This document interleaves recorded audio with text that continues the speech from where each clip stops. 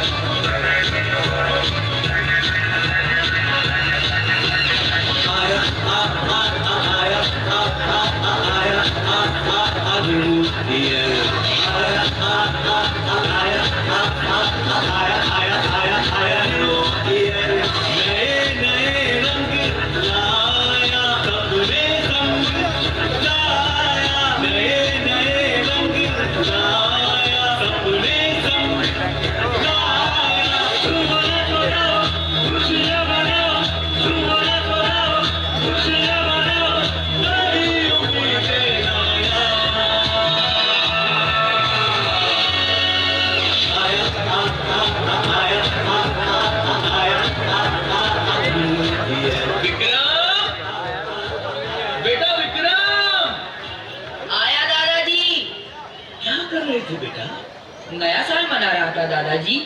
तुम्हें क्या लगता है नया साल आज से शुरू हो रहा है? अरे दादाजी, आज ही से तो शुरू हो रहा है, यही तो सच है। ये सच नहीं है बेटा। ये जो नया साल आज पूरी दुनिया में मनाया जाता है, हमारा नया वर्ष उससे भी पुराना है। अंग्रेजी कैलेंडर तो भारतीय कैलेंडर के 57 वर्ष बाद बना है। तो हम लोग अपना नया साल क्यों नहीं मनाते? मनाते तो हैं, लेकिन इस तरह के शोर शराबे से नहीं। हमारा नया साल तो ईश्वर की आराधना से शुरू होता है, चैत्र की पहली नवरात्रि में। हमारे नए साल के बारे में कुछ और बताइए ना दादाजी। हाँ हाँ, उसके लिए तुम्हें एक कहानी सुननी होगी। कौन सी कहानी दादाजी? संसार के सबसे महान राजा की कहानी, राजा विक्रमादित्य की कहानी।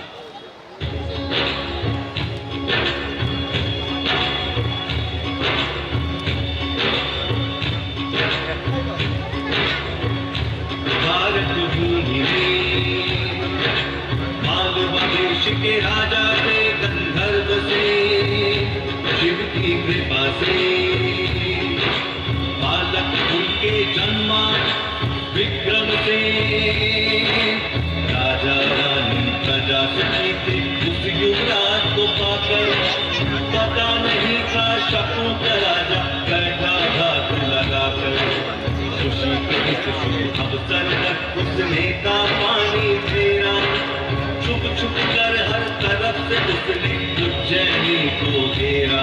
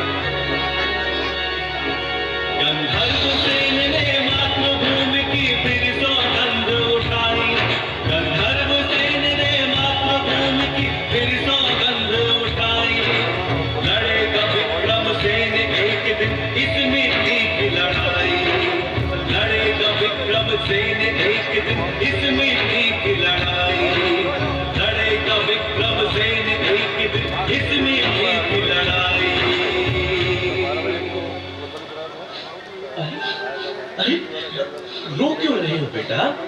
दादाजी, मुझे ये कहानी अच्छी नहीं लगी। क्यों? क्योंकि इसमें नहपान धोखे से जीत गया। जीतना गंधर्वसेन को चाहिए था, लेकिन वो तो लड़ाई छोड़कर चले गए। गंधर्वसेन गए क्योंकि उन्हें अपने सैनिकों और जनता की रक्षा करनी थी। उस समय शक इतने ताकतवर थे कि उनसे जीतना बहुत मुश्किल था बेटा। और जितने दिन लड़ाई चलती उतना ही राज्य का नुकसान होता। इसलिए उस वक्त उन्हें लड़ाई बीच में छोड़नी पड़ी। पर विक्रमसेन के पापा तो हार गए ना। हाँ, ये तो बुरा हुआ, लेकिन अंत भला तो सब भला। कहानी के अंत में तो विक्रम ही जीतेगा। मैं जीतूंगा।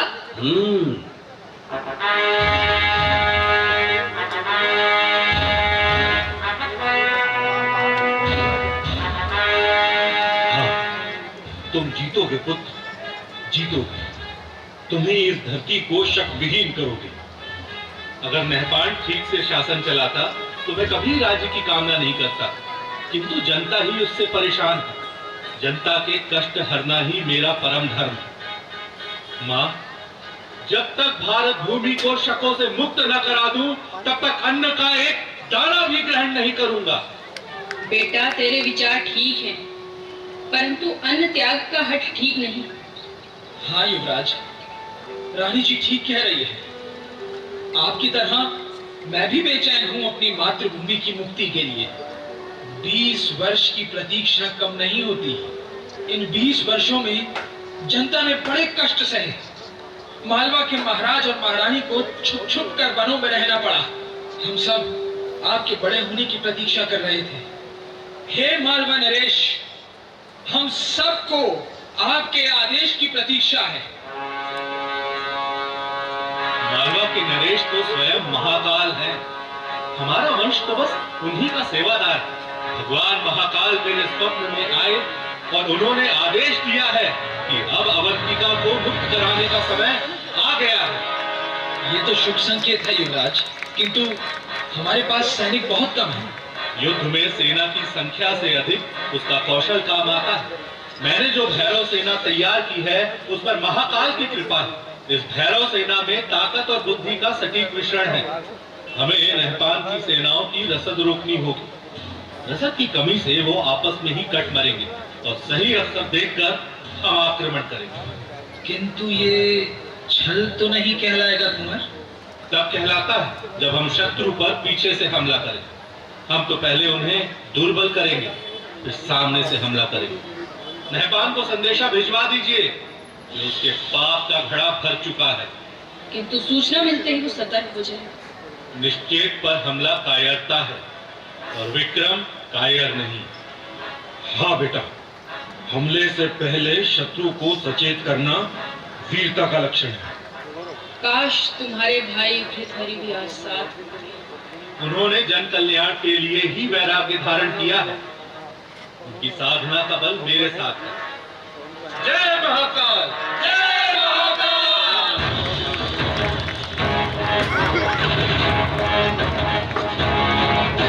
फिर मातृभूमि के सम्मान में विक्रम ने नहपान से घमासान युद्ध लड़ा और मालवा भूमि को शक वंश से मुक्ति दिलाई।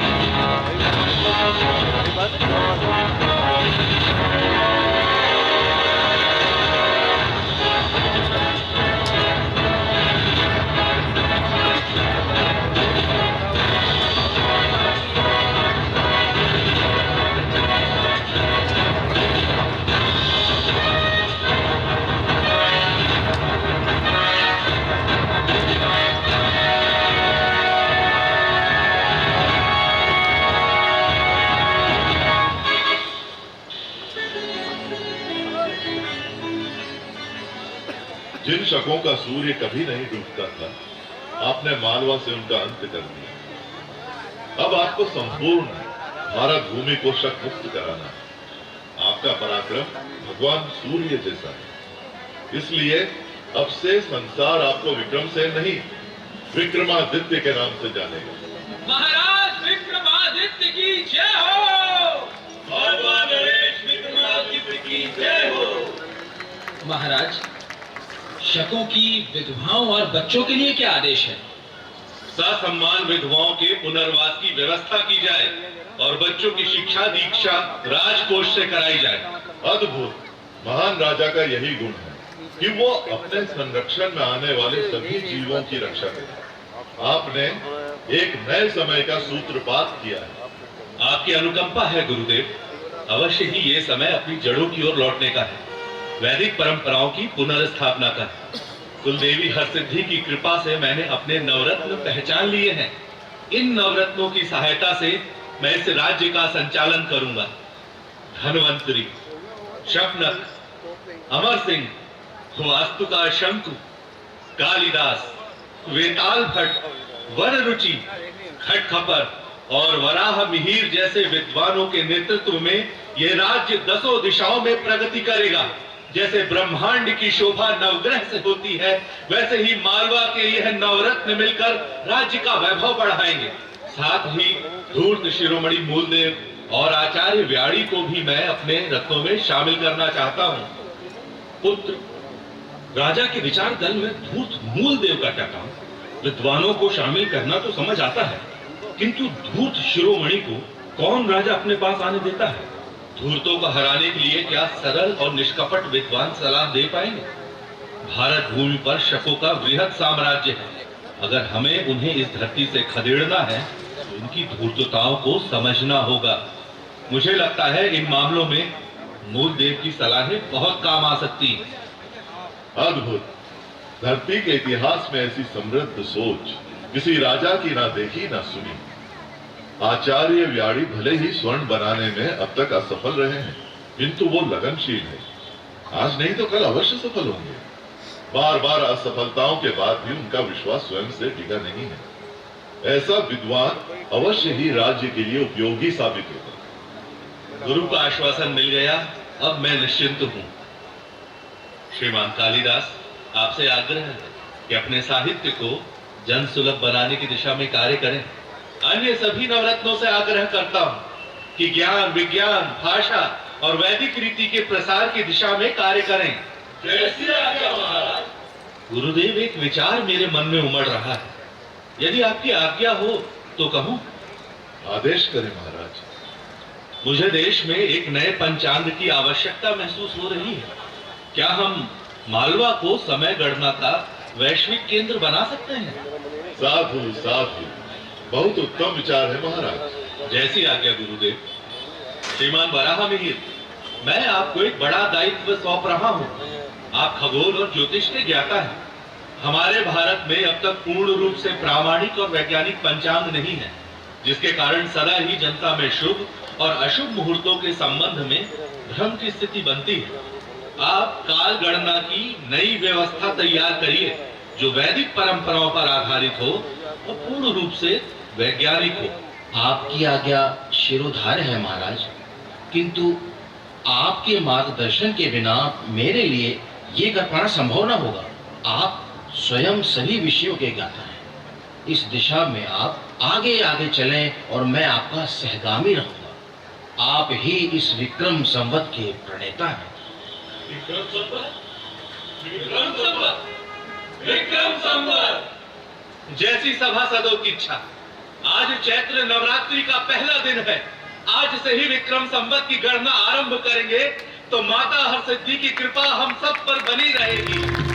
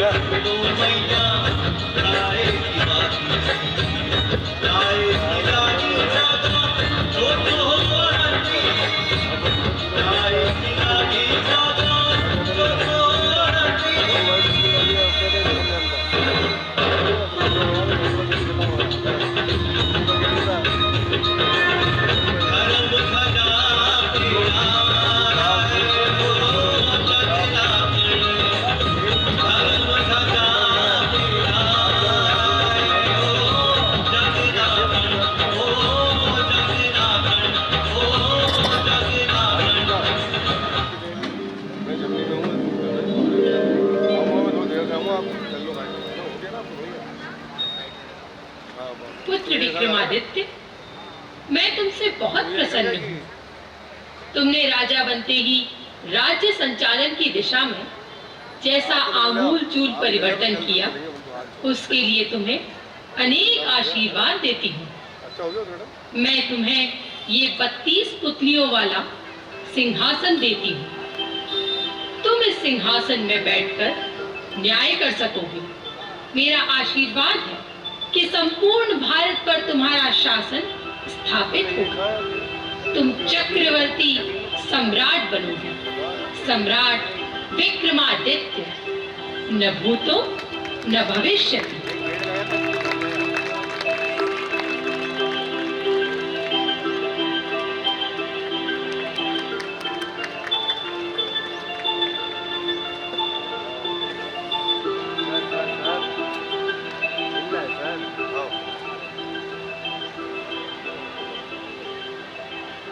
ओ, तो आपने इसीलिए मेरा नाम विक्रम रखा था, ताकि मैं भी उनकी तरह महान बन सकूं। हाँ, और नहीं तो क्या। जानते हो बेटा, उनके बाद 14 ऐसे राजा हुए जिन्हें विक्रमादित्य कहा गया। विक्रमादित्य की प्रसिद्धि के बाद उन महान राजाओं को विक्रमादित्य की उपाधि दी जाने लगी। क्या पता कल को तुम भी विक्रमादित्य कहलाओ। उनकी महानता की और कहानियां बताइए ना दादाजी। हाँ हाँ, क्यों नहीं। उनकी महानता पर जितना कहो उतना ही कम है बेटा। उनका शासन सिर्फ भारत में नहीं, आज के अरब, ईरान, इराक और मिस्र तक फैला हुआ था। और उन्होंने कश्मीर के राजा की मृत्यु के बाद संकट में पड़े राज्य में सुशासन स्थापित किया। जानते हो बेटा, उन्होंने गांधार प्रांतों को शिक्षित करने के लिए वहां भी वेधशालाएं बनवाई। उनके सद्गुणों की चर्चा अनेक भाषाओं के ग्रंथों में मिलती है। उनकी अरब विजय का वर्णन अरबी कवि जरहाम किंतोई ने शायद उल-उकुल में किया है। इस्तांबुल की प्रसिद्ध लाइब्रेरी मकतबे सुल्तानिया में ये किताब है, जिसमें एक शिलालेख का जिक्र मिलता है। हाँ, ये रहा। बेटा, जरा उसका ये अंश तो पढ़ो।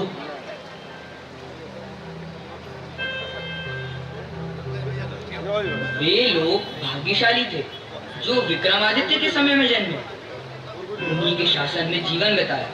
वह एक दयालु, उदार और कर्तव्यनिष्ठ राजा था, जो हर एक व्यक्ति के कल्याण के बारे में सोचता था। उसने अपने पवित्र धर्म को हमारे बीच फैलाया। हिंदुस्तान के सूर्य से भी तेज विद्वानों को विक्रम ने उनके बीच भेजा, ताकि ज्ञान का उजाला उस तरफ भी फैल सके। दादाजी, मुझे विक्रमादित्य की और कहानी सुनाइए ना। हाँ हाँ मेरे बच्चे, क्यों नहीं। रुको। हाँ। इन किताबों में क्या है दादाजी? इन किताबों में कहानियां हैं। इन दोनों किताबों में सम्राट विक्रमादित्य की कहानियों का भंडार है बेटा। एक है सिंहासन 32 और दूसरी बेताल 25। इसके अलावा भी उनकी वीरता, उदारता, दया, क्षमा आदि गुणों से भारतीय साहित्य भरा पड़ा है बेटा। इन्हें पढ़ो और उनके गुणों को अपने जीवन में उतार कर तुम भी उनके जैसा बनो।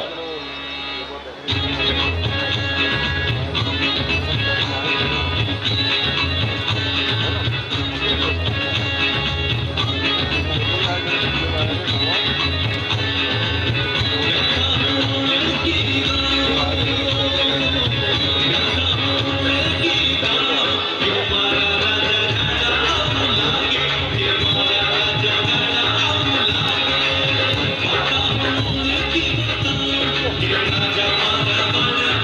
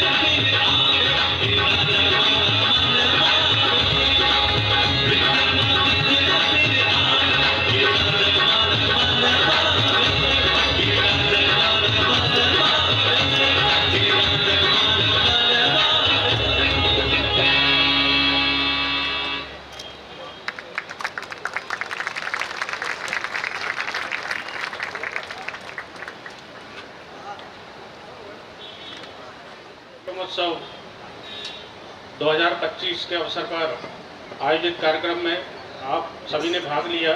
नगर पालिका परिषद सीहोर आप सभी का हार्दिक अभिनंदन करती है, आभार व्यक्त करती है। जय हिंद, जय भारत। अभी सीवन नदी पर नदी सफाई अभियान जल गंगा संवर्धन अभियान के तहत आज शुभारंभ हो रहा है। कृपया सभी वहां उपस्थित होने कष्ट करेंगे। बहुत बहुत धन्यवाद आज के इस ऐतिहासिक